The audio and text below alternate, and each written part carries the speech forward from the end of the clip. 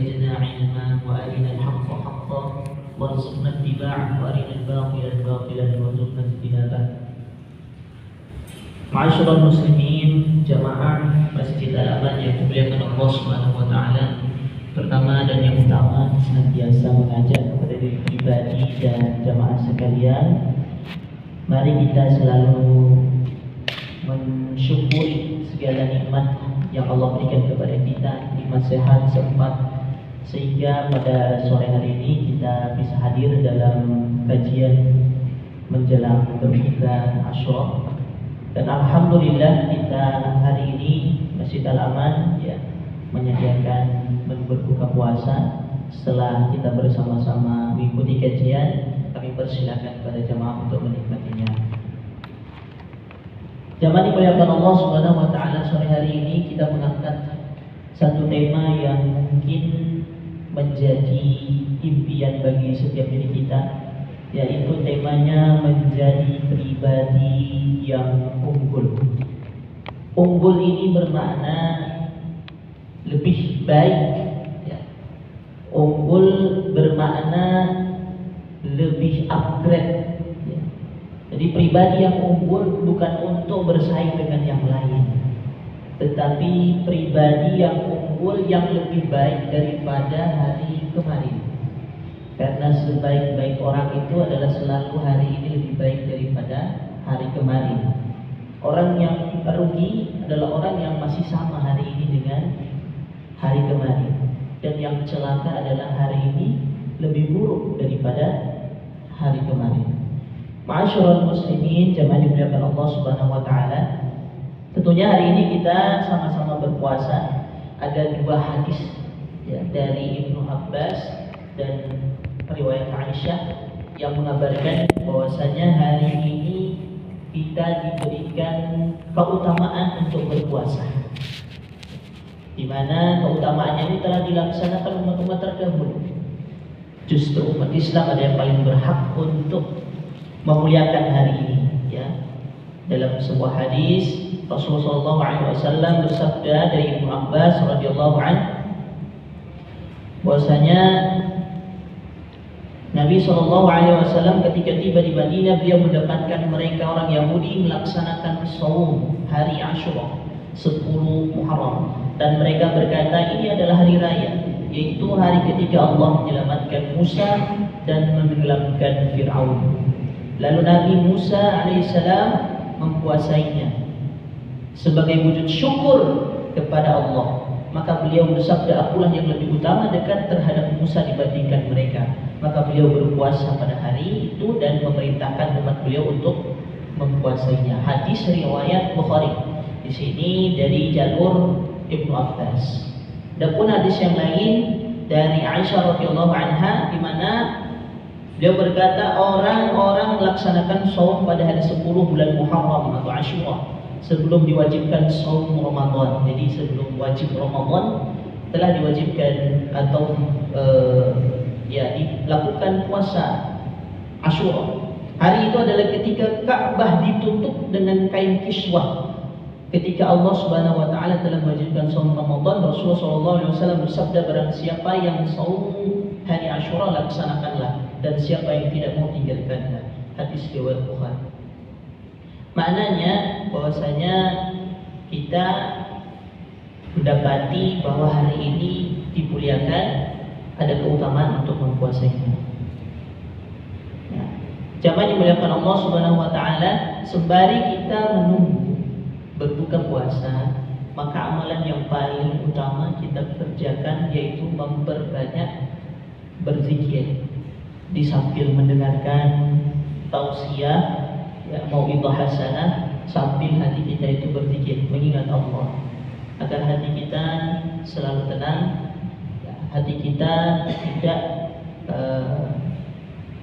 gundah gulana, khawatir, takut dan lain sebagainya. Maka ada 3, saya rangkum, ya, 3 yang harus kita segerakan untuk menjadi pribadi yang unggul, yang lebih baik daripada hari kemarin. Disingkat menjadi 3B. 3B. B yang pertama adalah bersyukur. bersyukur. Bersyukur ini adalah situasi atau keadaan seseorang yang merasa telah diberikan oleh Allah Subhanahu wa taala nikmat. Apa saja nikmat yang ada pada kita? Rasulullah SAW bersabda, "Iqtanim khamsan qabla khamsin." Pergunakanlah 5 nikmat sebelum datang 5 kebalikannya. Yang pertama adalah waktu luang sebelum datang waktu sempit. Ya, kita banyak menemukan dalam satu hari kita memiliki waktu di mana tidak disibukkan dengan tanggung jawab, dengan pekerjaan, maka gunakan sebaik mungkin waktu itu untuk apa? Untuk mempersiapkan hal-hal yang harus kita persiapkan. Jangan menunggu datang waktu sempit, waktu sibuk. Kemudian yang kedua nikmat yang harus kita gunakan juga adalah waktu muda sebelum datang waktu tua. Kenapa? Karena di waktu tua kebanyakan nikmat telah berkurang. Jadi waktu muda cari ilmu sebanyak-banyaknya, beramal sebanyak-banyaknya. Kemudian waktu memiliki harta sebelum datang waktu al-fakir atau tidak memiliki apa-apa. Dan ini kondisi yang selalu bertukar di dalam surah Al-Fajr. Keadaan manusia itu diceritakan oleh Allah apabila dia disempitkan rezekinya, dia mengeluh. Apabila dia diluangkan, dilapangkan rezekinya, kemudian dia lupa. Nah, jadi gunakan saat kita memiliki kelebihan sebelum datang di mana kita sibuk untuk mencari atau melengkapi kekurangan. Selanjutnya waktu sehat sebelum datang waktu sakit. Ini keadaan yang selalu bertukar selama kita hidup. Waktu sehat sebelum datang waktu sakit, dan waktu hidup sebelum waktu mati. Jamaah dimuliakan Allah Subhanahu wa taala, sebagaimana contoh baginda Nabi sallallahu alaihi wasallam, "Wa ma arsalnaka illa rahmatan lil alamin wa innaka la'ala khuluqin 'azim." Rasulullah sallallahu alaihi wasallam sebagai panutan kita, beliau sebaik-baik yang kita contoh, yang kita teladani, ya, menggunakan segala apa yang Allah berikan untuk pengabdian kembali kepada Allah dan mengajak orang-orang untuk mengibadahi Allah. Jamaah dimuliakan Allah, itulah bentuk syukur yang sebenarnya. Jadi syukur bukan hanya kita ucapkan alhamdulillah, tapi kita juga menggunakan lisan kita, menggunakan anggota badan kita, ya, menggunakan segala potensi yang Allah berikan kepada kita semua untuk mengingat kembali kepada Allah, mengajak orang-orang juga untuk kembali kepada Allah. Itu baru syukur. Jadi hakikat syukur menurut Ibnu Qayyim al-Zawjiyah dalam Tariq al-Hijratain, dia mengatakan ad-dana'u 'ala an-na'ami wa mahabbatuhu wal 'amalu bi ta'ati. Syukur itu memuji atas nikmat dan mencintai nikmat tersebut. Ya. Jadi kita fokus kepada nikmat yang Allah berikan kepada kita. Nah, kalau kita banyak fokus kepada nikmat yang diberikan kepada orang lain, yang jadinya kita sempit terus, kapan mau bersyukurnya? Serta memanfaatkan nikmat itu untuk ketaatan. Bapak Ibu yang dimuliakan Allah, kalau kita menggunakan nikmat untuk selain ketaatan, maksiat, itu namanya bukan bersyukur. Bersyukur dibatasi kepada menggunakan segala potensi yang kita miliki untuk ketaatan kepada Allah Subhanahu wa taala. Ya. Syekhul Islam Ibnu Taimiyah rahimahullah mengatakan, asyukru yakunu bil qalbi wal lisanu wal jawarih walhamdu la yakunu illa bil lisan. Syukur haruslah dijalani dengan hati, lisan, dan anggota badan. Adapun alhamdu hanya di lisan saja. Ya. Jadi tidak cukup kita itu bilang bersyukur, alhamdulillah, alhamdulillah, tapi tidak mencerminkan dari lisan, dari perbuatannya bagaimana dia bersyukur. Bapak Ibu, orang kalau sudah bersyukur, dia sudah selesai dengan dirinya. Dia akan menemukan ya bahwa dirinya telah dicukupkan oleh Allah Subhanahu wa taala. Allah tidak menciptakan satu keadaan yang tidak bisa kita lalui.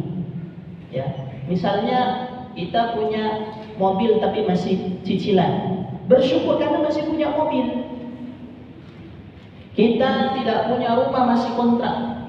Bersyukur masih punya tempat tinggal. Terkadang ada orang tua yang mengeluh punya anak karena anaknya begini, begitu. Masih kalau dia melihat, dia menemukan dirinya itu punya anak, banyak orang yang tidak memiliki anak pengen punya anak. Jadi kalau dia bersyukur, dia akan menemukan pada dirinya cukup Allah berikan. Karena Allah tidak pernah menciptakan situasi pada hambanya itu di bawah kecukupan. Allah menciptakan ya yang kaya dan yang cukup. Ya, kalau dalam ilmu dunia kita menemukan ada yang miskin, kurang. Tapi sesungguhnya keadaan itu apabila dia bersyukur, dia tidak akan menemukan itu, dia menemukan dirinya cukup. Kemudian B yang kedua, yaitu bermanfaat. Ya. Jadi yang pertama sudah bersyukur selesai dengan dirinya, yang kedua adalah bermanfaat. Ya, Rasulullah SAW bersabda, "Ahabbun nasi ilallahi anfa'uhum linnas."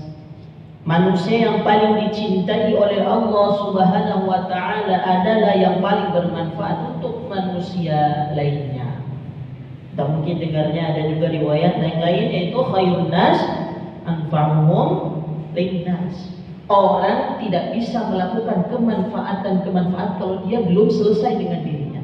Jadi setelah dia bersyukur, menemukan dirinya telah diberikan oleh Allah begitu banyak kenikmatan, tidak dia sia-siakan, dia maksimalkan. Orang yang bersyukur itu selalu positif, berlanjut kepada selanjutnya, dia tidak berhenti kepada dirinya, tetapi syukur itu menjadi manfaat. Jadi yang kedua adalah bermanfaat. Rasulullah SAW bersabda, "Man nafasa an mu'minin qurbatun min qarabi dunya, nafasallahu anhu qurbatun min qurbati yaumil qiyamah. Wa man yassara ala mu'siri yassarallahu alaihi fid dunya wal akhirah." Yang artinya, barang siapa yang memudahkan kesulitan seorang mukmin dari berbagai kesulitan dunia, Allah akan mudahkan kesulitan dirinya pada hari kiamat. Dan siapa yang memudahkan orang yang sedang dalam kesulitan, niscaya akan Allah mudahkan baginya di dunia dan di akhirat. Balasan bagi orang yang bermanfaat ya bagi manusia lainnya, bagi orang lain, itu Allah akan berikan kemudahan urusan dunia dan akhiratnya. Jadi jangan khawatir misalkan kita ingin menolong orang lain, karena sebenarnya ketika kita memberikan pertolongan, itu Allah akan berikan pertolongan kepada kita. Dan tidak ada sebaik-baik penolong ya selain Allah Subhanahu wa taala. Dalam Al-Qur'an Allah berfirman, "A'udzu billahi minasyaitonir rajim. In ahsantum li anfusikum." Yang artinya jika kalian berbuat baik, sesungguhnya kalian berbuat baik bagi diri kalian sendiri. Kalau kita berbuat baik kepada orang lain, jangan berharap bahwasanya orang lain akan berbuat baik kepada kita, karena kita sedang berbuat baik kepada diri kita sendiri, sehingga kita berlepas dari harapan menggantungkan balasan dari manusia. Di dalam hadis Rasulullah SAW bersabda, "Fatuba liman ja'ala Allah mafatihal khairi biyadihi wa wailun liman ja'ala Allah mafatihasy syarri biyadihi." Artinya, maka beruntunglah bagi orang yang Allah Subhanahu wa taala menjadikan kunci-kunci kebaikan lewat kedua tangannya, dan celakalah bagi orang yang Allah Subhanahu wa taala menjadi kunci-kunci kejahatan lewat kedua tangannya. Ya. Jadi bermanfaat ini sangat penting. Setelah kita iman, kita diperintahkan untuk beramal saleh, ya, berbuat kebaikan. Dan B yang ketiga yaitu berzikir, karena semua amalan ini akan kembali kepada mengingat Allah. Ya, berzikir. Kalau suatu amalan itu membuat kita jauh dari Allah, pastilah itu bukan ibadah. Kalaulah amalan itu mendekatkan kita kepada Allah, itu adalah ibadah. Kita ikhlas karena Allah sesuai tuntunan baginda Nabi Muhammad SAW. Di antara ibadah, amal kebaikan dan juga berzikir yang utama bagi orang yang berpuasa itu waktu sahur. Di waktu sahur. Begitu juga saat kita tidak berpuasa. Ya, di waktu-waktu sahur itu, sahur mendekati waktu azan subuh, itu waktu yang sangat-sangat utama untuk berzikir. Allah firmankan di dalam Al-Quran, A'udzubillahi minasyaitonir rajim, wa bil ashari hum yastaghfirun. Dan pada waktu sahur mereka memohon ampun kepada Allah. Surah Al-Zariyat ayat 18.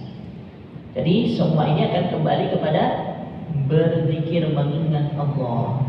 Syekhul Islam Ibnu Taimiyah mengatakan, kullu ma takallama bil lisan wa tasawwara qalbu mimma yuqarrabu ila Allah min ta'allimu ilm wa ta'limi wa amri bi ma'rufin wa nahyi 'an munkari fa huwa min dzikrillah. Zikir secara umum maknanya adalah segala sesuatu yang diucapkan oleh lisan dan dihadirkan oleh hati. Jadi bukan najib 1000 kali tapi tidak ada penghadiran hati di dalamnya. Harus ada hati, ya, yang mendekatkan diri kepada Allah. Seperti misalkan belajar ilmu, mengajarkannya amal ma'ruf dan nahi mungkar, maka itu termasuk semuanya zikir kepada Allah. Jadi zikir bukan hanya sekedar di lisan saja, tapi juga di sini maknanya belajar tentang ilmu, tentang Al-Quran, itu juga bermakna zikir atau zikrullah.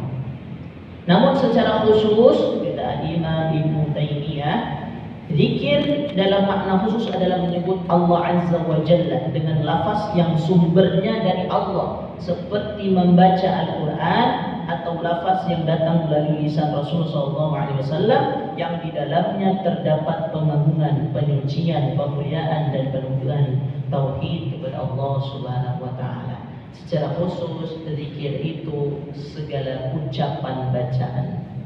Tapi ingat, tetap menghadirkan hati di dalamnya. Bapak Ibu yang dimuliakan Allah Subhanahu wa taala, ya, sebentar lagi kita akan berbuka puasa, maka terus menjaga hatinya dan selalu berzikir kepada Allah. Tujuan akhir, kalau bisa dikatakan alasan kenapa kita melakukan ini dan itu, ibadah ini dan itu, coba kita refleksikan kembali, muhasabah kembali. Apakah dalam rangka bersyukur atau apa?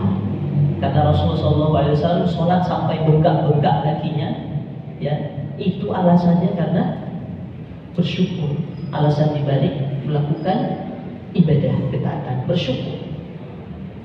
Ya, kemudian dalam pelaksanaannya tentu kita memberikan dalam bentuk amal sholih. Amal sholih itu syaratnya ada dua. Yang pertama ikhlas semata-mata karena Allah. Yang kedua tuntunan baginda Nabi Sallallahu Alaihi Wasallam. Tujuannya apa nanti? Semua ini tujuannya adalah untuk mengingat Allah, zikrullah. Ya, setiap kita melangkah, setiap kita berkata, setiap kita melakukan sesuatu, tujuannya adalah zikrullah. Maka untuk menjadi pribadi yang unggul 3B, bersyukur, bermanfaat, dan juga berzikir dimanapun kita berada. Demikian yang dapat kami sampaikan sembari menunggu waktu berbuka puasa. Kami persilakan Bapak Ibu untuk memperbanyak zikrullah. Hadanallahu wa iyyakum ajma'in. Nasrun minallah wa fathun qarib. Wassalamualaikum warahmatullahi taala